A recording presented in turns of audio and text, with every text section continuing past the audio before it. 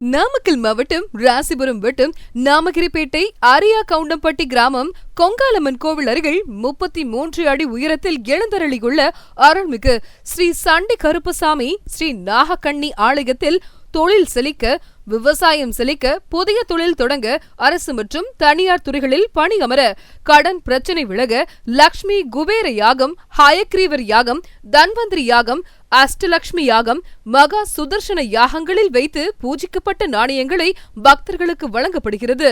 ஆடி அமாவாசை 24/7/2025 வியாழக்கிழமையன்று காலை 10:05 மணிக்கு பிடிக்காசு வழங்கும் விழா 21ஆம் ஆண்டாக நடைபெறுகிறது.